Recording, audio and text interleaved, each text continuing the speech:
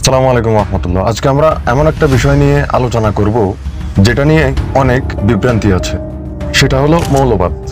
আমাদের অনেকে মৌলবাদকে গালি হিসাবে ব্যবহার করে, কিন্তু আসলে মৌলবাদ মানে কি? ইসলাম মৌলবাদ সম্পর্কে কি বলে, আর বিশিষ্ট ইসলামী চিন্তাবিদরা এই বিষয়ে কি মত দিয়েছেন, আজ আমরা সে বিষয়ে আলোচনা করব ইনশাল্লাহ, এবং পরিষ্কার হব আসলে মৌলবাদ মানে কি। চলুন শুরু করা যাক। মৌলবাদ শব্দটি এসেছে ইংরেজি ফান্ডামেন্টালিজম থেকে।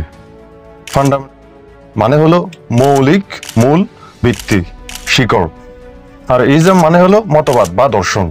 অর্থাৎ মৌলবাদ মানে দাঁড়ায় মূলনীতিনিষ্ঠ মতবাদ। প্রথম এই শব্দ ব্যবহার হয়েছিল আমেরিকার খ্রিস্টান সমাজে 19 শতকের শেষের দিকে।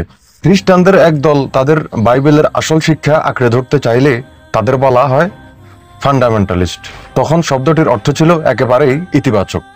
পরে মুসলমানদের ক্ষেত্রেও একই শব্দ ব্যবহার শুরু হয়, কিন্তু দুঃখজনক হলেও অনেকে এটিকে গালি হিসেবে ব্যবহার করতে শুরু করে। অথচ আসল অর্থ মৌলবাদ মানে হলো নিজের ধর্মের মূলনীতি আঁকড়ে ধরা। ইসলামে মৌলবাদ মানে হলো কোরআন ও সুন্নাহকে পুরোপুরি আঁকড়ে ধরা। হে ইমানদারগণ, তোমরা পুরোপুরি ইসলামে প্রবেশ করো। সূরা বাকারা আয়াত নম্বর 208।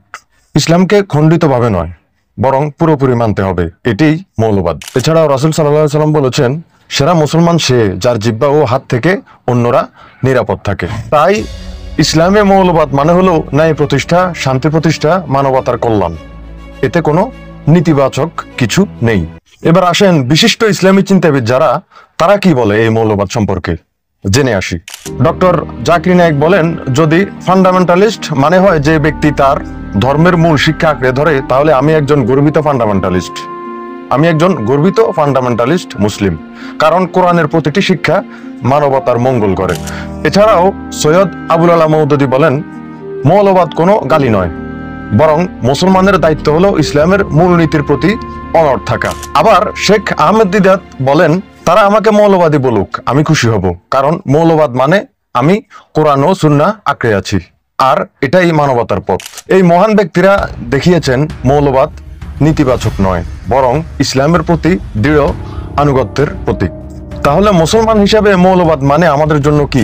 কোরআন সুন্নাহর আলোকে জীবন গঠন করা, ন্যায় বিচার প্রতিষ্ঠা করা, সত্য ও শান্তির পক্ষে থাকা, অন্যায়, মিথ্যা ও জুলুম থেকে বিরত থাকা। তাহলে আসুন আমরা মৌলবাদ শব্দকে ভয় না পেয়ে গর্বের সাথে বলি, হ্যাঁ, আমরা মৌলবাদী, কারণ আমরা ইসলামের মূল নীতি আঁকড়ে ধরেছি।